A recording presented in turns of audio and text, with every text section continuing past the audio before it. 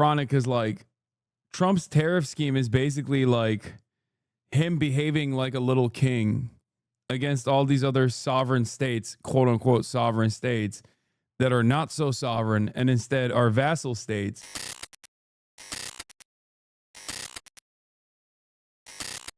We're going to start sending letters. Oops. Trump says he's about to raise tariffs as high as 70%. Various countries starting tomorrow. We'll probably have 10 or 12 go out tomorrow. And over the next few days, I think by the 9th, they'll be fully covered. And they'll range in value from maybe 60 or 70% tariffs to 10 and 20% tariffs. But they're going to be starting to go out sometime tomorrow. We've done the final form, and it's basically... A chatter said we need to privatize the fire department. They're already working on that. That already happened in California. There are already private fire brigades. And slowly but surely, they will also... I mean, the fire department, unironically, is underfunded as a direct consequence of reallocating all those funds to the police department. And eventually, that will also happen. That has been more frequently, which is ironic because that's how it started. There used to be private fire brigades. There was no such thing as a public fire department. And they were forced into becoming public fire departments because obviously, as depicted by Gangs of New York, the private fire brigades would not put out a fire if a house had not collected fire insurance, if they hadn't collected fire insurance from a house. But of course, fire is uncontrollable. It's unstoppable. So it would only end up causing fires on entire city blocks, and it would end up spreading unnecessarily. Great. Yeah, if you want to, Noam Chomsky always said, if you want to privatize something, you first defund it. Create the problem you want to solve. Of course. Basically going to explain what the countries are going to be paying in tariffs.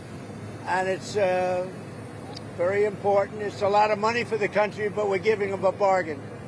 Because if I went by the true deficits or by other ways of measuring, it could be a lot more. We don't want to... I don't want to stretch it too much. We want to keep it pretty reasonable. US President Donald Trump says he plans to spend part of his 4th of July holiday sending letters to countries notifying them of their new tariff rates with the United States. He says, in most cases, starting August the 1st. Dude, this is so... Dude, he is exactly like my haters that sit around and spend their 4th of July in my chat being like, when are you going to get banned? Why don't you get banned? Like, it's just pure operating on 100% animosity and 100% resentment. Fantastic. Just the only thing that motivates guys like this is literally just resentment, pure spite. It's so strange. Just have some fun for one day, man. Nope. The countries will begin paying anywhere from 10 to 70% tariff rates. Now, it's unclear which countries would get the first letters. Only that. It is also ironic because like Trump's tariff scheme is basically like him behaving like a little king against all these other sovereign states, quote unquote sovereign states, that are not so sovereign and instead are vassal states. And the whole tariffs regime that he has set up is basically like a king going to its vassals and demanding more in the form of taxes, in the form of grain, in the form of whatever their output is. Like, that's literally what he's doing while in the process of celebrating America's war against a monarchy that did the same to the United States of America.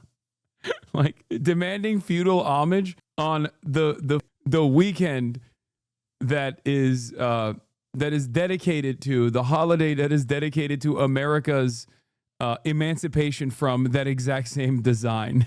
HasanAbi, why do people hate you? I don't even get it. You care about people. That's what, and that upsets them. As a disabled person, watching gives me hope when I should not have any. I'm glad to offer a little bit of hope to you, chatter. But yeah, that's what it is for the most part. Resentment, anger, people being like, why don't you also behave like I do? Zen as Matt Christman called it, which is, we're all in this together. You're just as hypocritical as we are. Why the f do you keep chirping about how violent this system is when you are also a recipient of the violence of this, recipient, a benefactor of all of this violent machine? As a matter of fact, you're not only a recipient and a benefactor, but you're also an endlessly fortunate recipient. You should shut up about how awful this thing is and stop trying to make me care. You should be talking about how good everything is, as a matter of fact, because it's been good to you. That's usually what it is. And then there's also a lot of people who just don't pay attention to anything, understandably, and they just like kind of see stuff online. They see stuff online and they basically go, you know what, this guy, because some of these people do present me in a very bad light, you know? I get it. I would, if I didn't know who I was, like, look at this guy's name, bring out the, and it's right here, chatter. It's literally right there. Do you not see it? It's on screen. It's not gone anywhere. But that's what I mean. Like, if I had no idea who I was, if I, in the way that I'm presented in some of these circles, if another person was presented in the way that I'm being presented in some of these circles, and I had no idea who this person was, and I didn't have time to investigate for myself and make up my own conclusions, I hate myself too. Yeah. This guy's a dangerous terrorist, America hater who wants every American to die. You know, he's a dangerous, unstable individual is the way that they present it. When I first started watching, I thought you were like a devil, lol. It was months before I realized I agree with you on almost everything. Yep. Yeah. For real, I didn't like you until I actually listened to you. When I did, I was like, wait, I agree with him. Yeah. That is the biggest thing that a lot of my haters do, which is why I don't like complain too much, is that they get at least some people to come here and be like, let me investigate on my own. And then when you do, you realize they're like, oh, these guys were just lying. That's it. I wish it didn't have to be that way. I wish that people would just kind of leave me alone and then people found out about my positions on their own. But my mom's neighbor told her, and mind you, this is in Peru, so the narrative reaches over there as well. That's so funny. I totally had the impression you were an alpha male Republican dude before I actually came here recently. That's funny. I don't like you or agree with you. 2-month subscriber. Give it enough time. Give it enough time and your opinions will change. I was an Islamophobe before I started watching you and almost became an October 7th leaver, but your moral consistency on all other issues made me hear you out. She would send out up to 12 letters a day. Well, for more on all of this, CNN's Anna Stewart joining me from London. And it does say Scott Bessent had more specifics about the tariff rate a majority of countries might be looking at. What did he say? Had a few mixed messages about what the tariffs will be, and what seems clear is that perhaps the tariffs we had on so-called Liberation Day all the way back in April, those tariffs that were paused, perhaps they are dead in the water, because we could be seeing new tariffs up to 70% according to President Trump. But as you say, according to the Treasury Secretary Scott Bessent, for the majority of countries, and I'm thinking these are the countries that don't have a big trade surplus with the US, it could be a lot less. Take a listen. I think that we're going to see about 100 countries who just get the minimum 10% reciprocal tariff, and we'll go from there. So, I think we are going to see a lot of action over the coming days.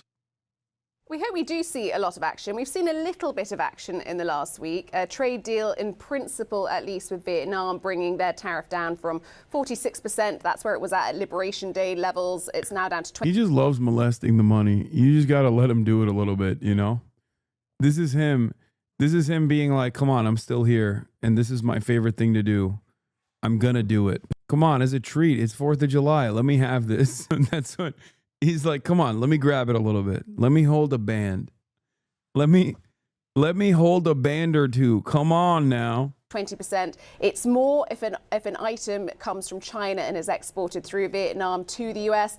China is not happy about that, I have to say. And of course, the deal with the UK. But that is it at this stage. There is a trade truce with China, but in terms of trade deals, that's it. The EU Trade Commissioner was in DC yesterday for talks with his counterparts. Nothing has been announced, but the Treasury Secretary did suggest that things were looking quite positive. And as he says, we're going to get a load of more trade deals coming up. Watch this space. This, of course, was a Trump-imposed deadline, right? Let's just be quite clear about that for sort of mid-late next week. This is a Trump-imposed deadline, and I think what's been very interesting is seeing how little market reaction we have. Given the comments we're getting, given how soon that deadline is, if you look at US futures, because US markets are closed today, US futures dipped a little bit on some of this news, but not much. European equities are in the red, but really not significantly at all. So the big question is, are investors saying this is just the art of the deal? Is this threat real? Are deadlines really deadlines? They've always been quite fluid. Is this another taco trade? You know, Trump always chickens out. And that all plays into it. So I don't expect we're going to see much reaction at all, probably until next week when it really comes down to the wire. And even then, even if markets get yippy, will it be sort of short term? Wait, don't ban that guy. Come on. Let this brave chatter keep their take in there. People shit on him because he's very wrong about some stuff. Even invited a terrorist onto his stream one time, which got a massive backlash. Literally did not happen. None of those things happened. Guy I interviewed, not a Houthi. I still retain the right to interview a Houthi if I want to, for the record. Secondly, there was no real backlash. It's just all manufactured outrage. Let these guys chirp. It's fine. These guys can chirp into the wind. Yeah, it was so much backlash that I got CNN, New York Times, and virtually every other media outlet covering what I've been doing here since then. Big part of the problem is even ICE, when they detained me, recognized that the person wasn't a Houthi, which would have been ridiculous even if he was, and then they like actually arrested me for that reason. So it's just weird when people still operate on this this like weird notion. Or longer term, we'll just have to wait and see. But we're not getting much of substance at this stage.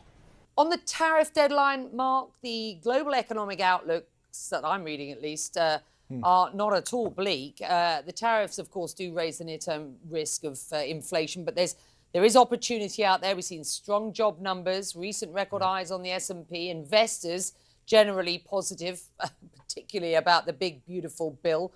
We know the Wall Street likes that.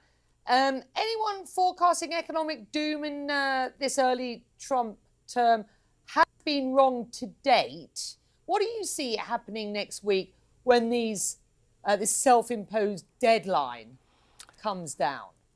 Well, I think that you have to understand that deadline can be moved again and again and again. We saw it with the sale of TikTok. He put a deadline on that, and he continues to punt the ball down as he tries to find a buyer.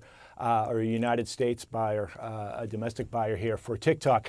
He has announced that Yeah, TikTok's been extended so many times at this point. Just give it up, bro. That coverage is the reason I opened up your stream myself and saw that you were just being a journalist and explaining your point logically. Is when things are too logical for someone to respond, they lie to cause a scene about things you never did.